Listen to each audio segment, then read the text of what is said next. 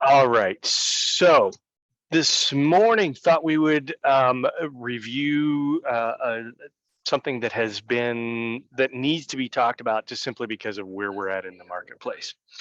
Okay. So what is happening in the market now? Give me your feedback a little bit here. How are your listings doing? Are they selling in 24 hours? No. They are not. Kevin has some personal experience with this too recently, right? So tell me, Yes. hey Kevin, just give me the benefit of your experience with your listing that you just had some good news on over the weekend, correct? Yes. So we listed a home at what we thought was a really good price. The home shows beautifully. It's a townhouse in Swanee, a 3-3, beautiful area, great amenities, and everything else was priced around that same good pricing where we were, but it just wasn't moving.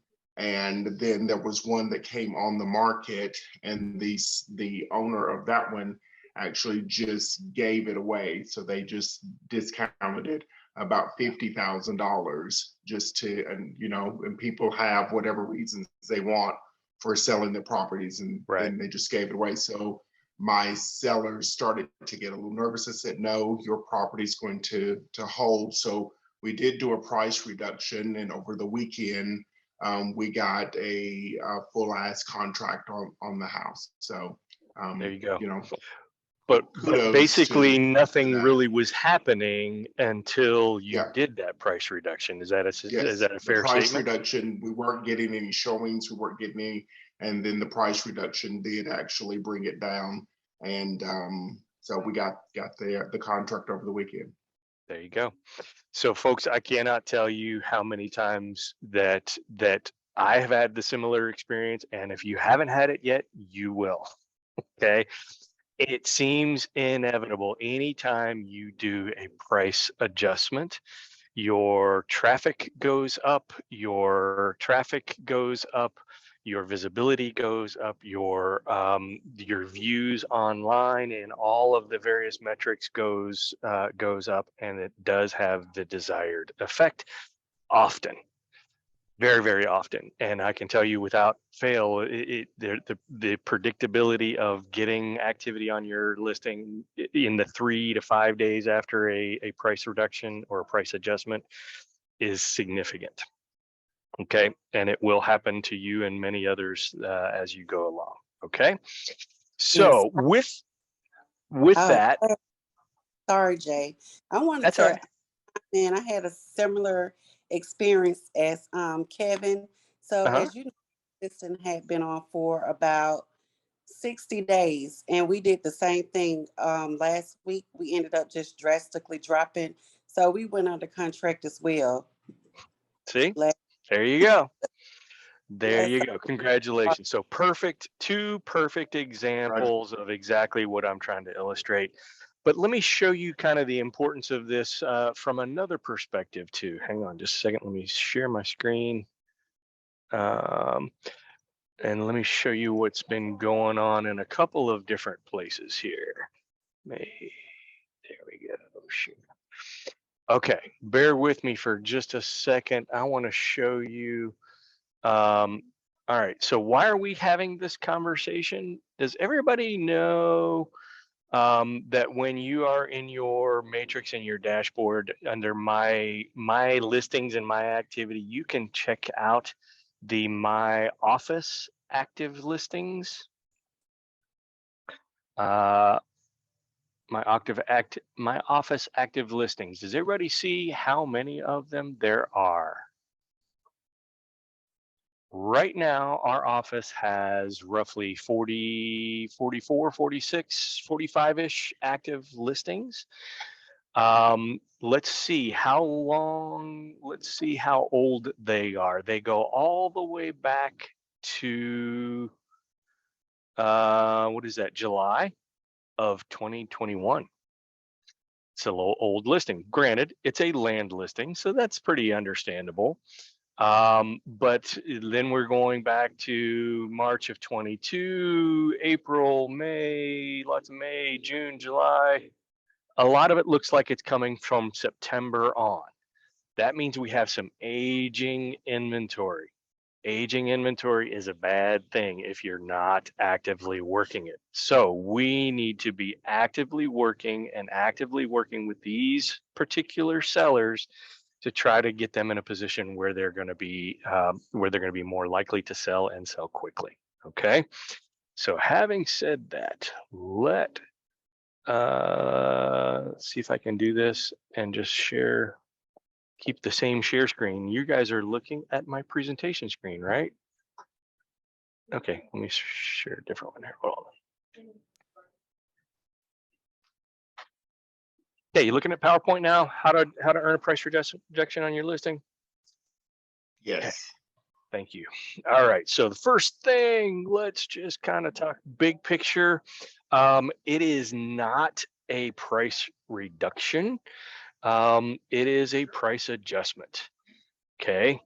We want to avoid the language of a reduction has a negative connotation. An adjustment or a price improvement has a different connotation. Is that correct?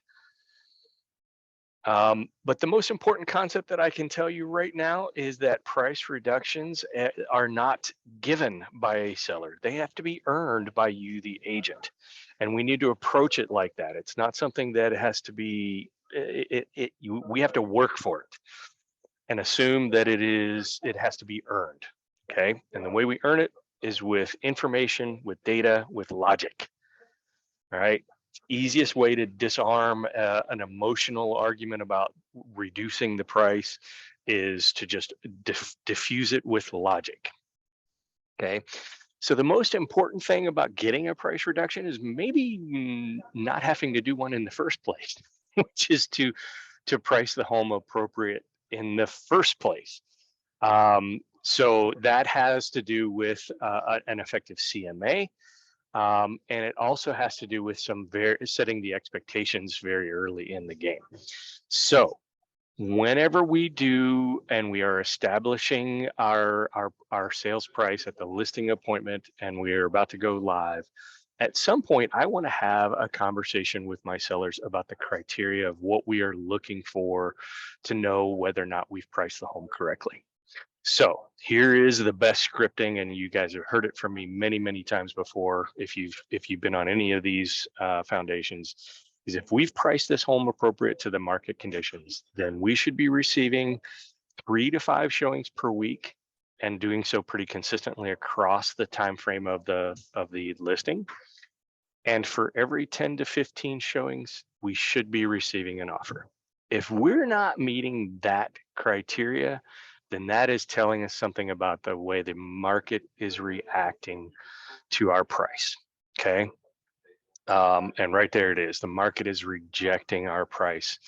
And so if we're not meeting these criteria, then it's time to look at the listing and see what are we doing wrong.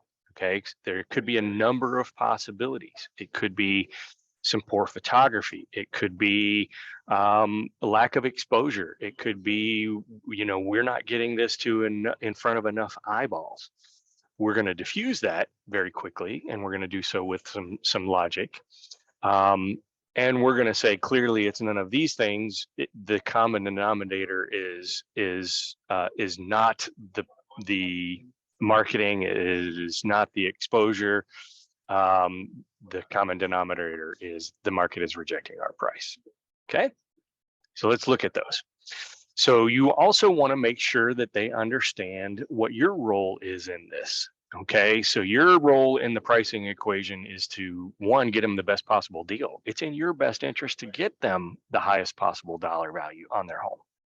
But it's also in their best interest to have the highest probability of selling quickly and getting to the closing table with little to no difficulty or problems. The problem is these two things can be in competition with each other. Generally speaking, getting the greatest deal might involve more risk, or the least amount of risk may not be the best deal. So those things have to be done in a balance. Okay. So one of the things that when you are talking to a client is you need to make sure that they understand it's not your price. It's not your price that they're rejecting. This is something that you guys came up with in conjunction with each other and you did in collaboration with each other. But they need to understand that you don't set the price. Ultimately, neither does the seller. The market ultimately is going to be the determining factor, the strongest factor in determining the selling price of the home. Our job in this is to use the skills and experience, resources, tools that we have to be able to predict what the market is going, how the market is going to react. And when you say, look, predictions and prognostications are an uncertain science, so we're going to make some conclusions based off of the information that we have, but we can make mistakes, and that's why adjustments are necessary in the end. Okay, so we try to, in that previous scenario, we may want to try to err on getting the best possible deal, but that may not get us the quickest offer as quickly as possible. Therefore, we need to make some adjustments. Does this make sense? Easy conversation to have. Yes. All right.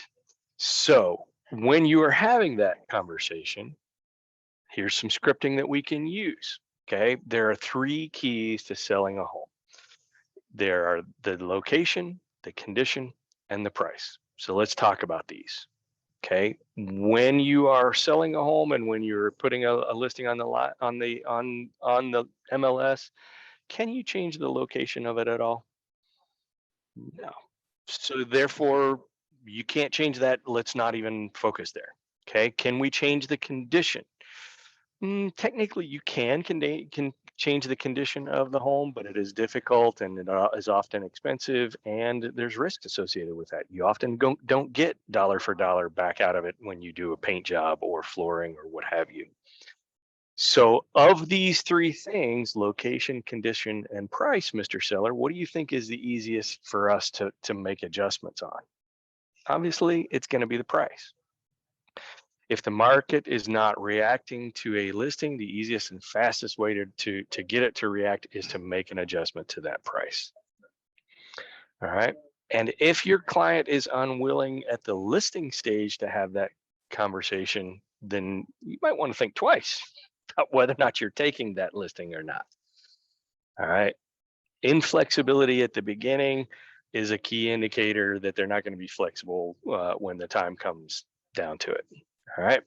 So you might want to think twice about whether you take that listing. You might want to maybe at that point, instead of trusting my numbers and my CMA on this, consider possibly a pre-listing appraisal.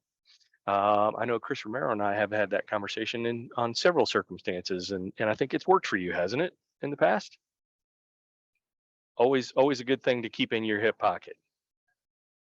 You can also, it's been a while since we've been in a market where I've done this, but I have done it in the past. You can even consider writing a price adjustment schedule into your listing agreement. If you feel like the seller is just going to be completely resistant, you might want to actually write those in and say, after 1 month, we're going to do a price reduction of 1%. Second month, 2%. Something along those lines. It is possible, and it is doable, and it is perfectly acceptable to put that in a listing agreement. Any questions on that? Okay.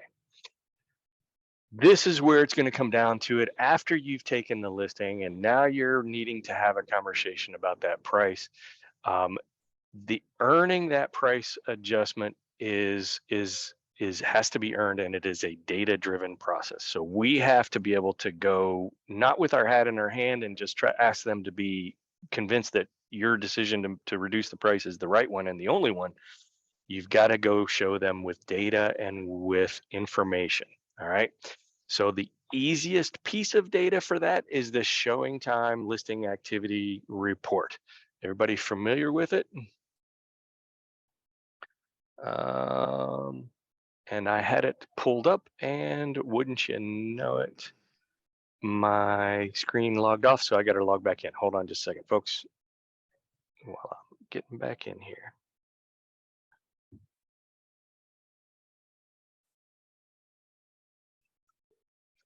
You prepare, you get this stuff queued up, and then the screen logs you off. Bear with me, folks.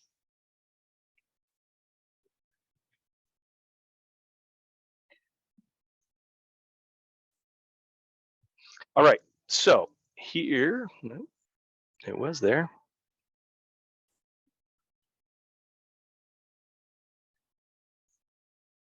Here is, let me show you the listing activity report. All right, so you're in your FMLS.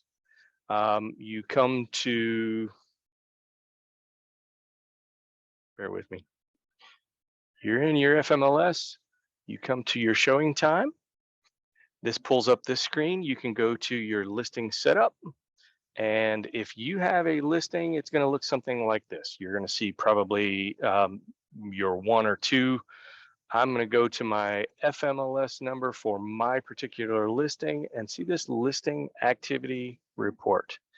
This shows me, first off, I can see a rundown of the activity at the top, and I can see, gee, I've only had 3 showings. This would be great if I was only on the active on the market for 1 week.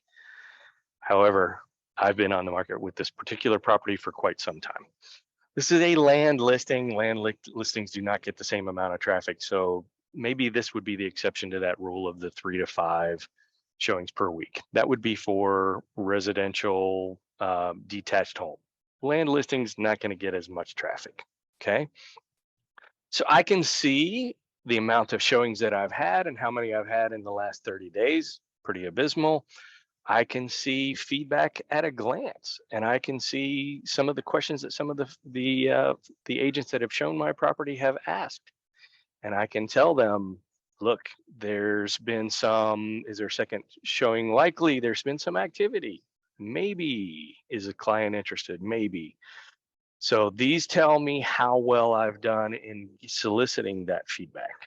Okay, so you can see Brittany Heath.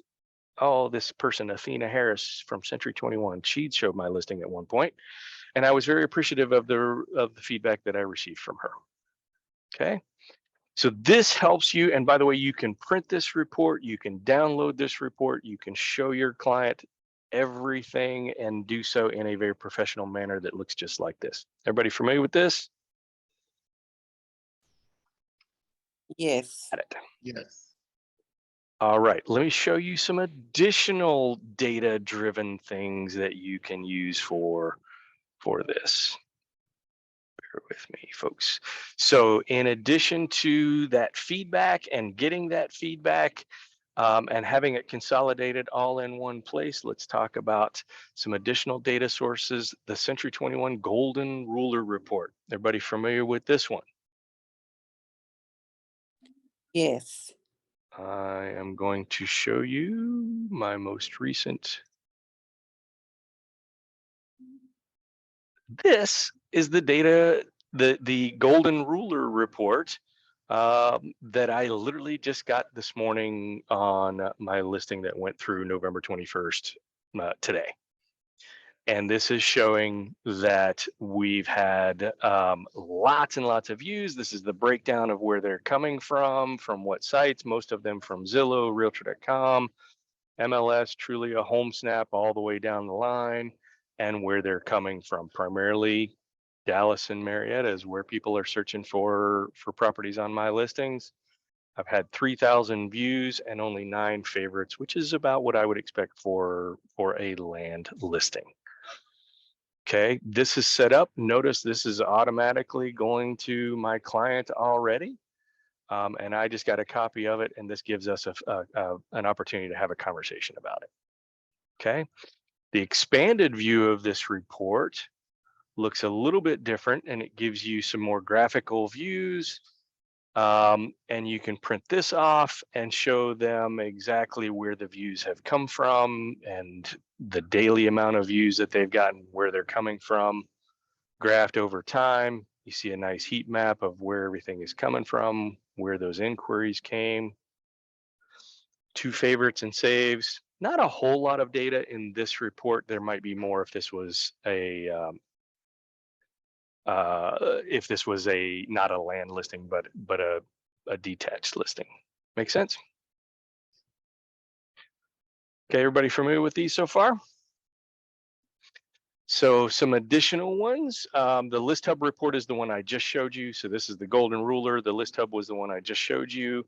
I would present an updated CMA with any of the pendings that were in there before when you actively listed. You want to review those, go back and say, well, this one was pending before, it is now active, or it's now under contract or closed, and it closed at $20,000 under asking.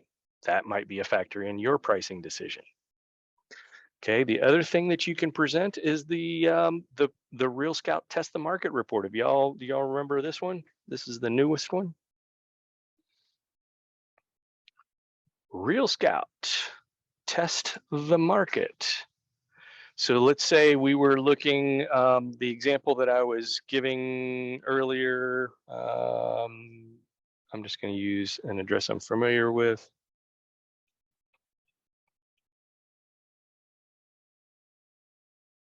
And we're doing 4 bedrooms, 2-bath house. This one was 475,000. Let's just say we were trying to generate this report and we wanted to show our buyer how much more activity they would get if they reduce their price. Okay, so let's say we were at 475,000 where we were at now, and I was advocating that we reduce down to 450. How many more views or how many more buyers would they appeal to in this case? 1% more. That's not a great argument in this case. This one is an even better one. Say they were at 500,000 and I was trying to advocate that they be at 475. I could tell them that you're going to get 5% less views if we go in at your number than at my number. Does this make sense to everybody?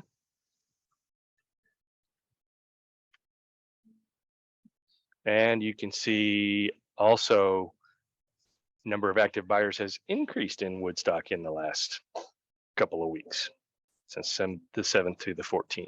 I like to see that. Okay, so these are all ways in which you can go, instead of having your hat in your hand, you can go with data and market statistics that support your position. Okay, let's talk about the absorption analysis report. Is everybody familiar with the good old absorption analysis report? I love me this report. Okay, absorption analysis report. Let me show you how to get to it first. Reports, under FMLS reports, and this absorption analysis. That brings up this menu. It's a very simple little form where you say, I want to look at residential detached.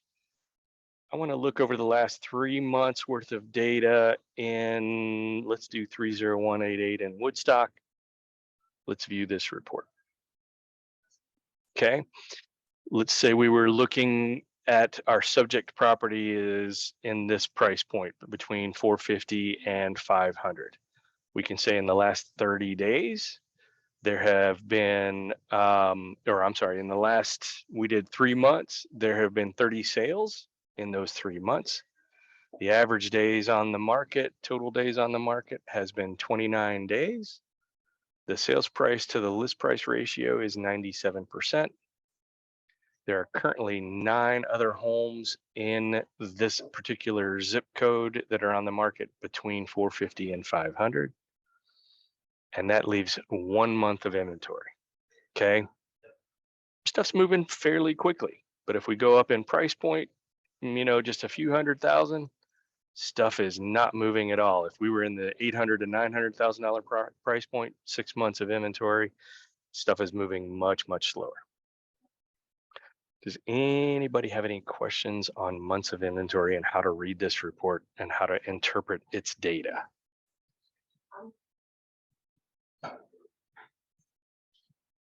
No questions? I'm impressed. Okay. All right, so that's the absorption analysis report. So let's talk about at what point you should be having that conversation about a price reduction.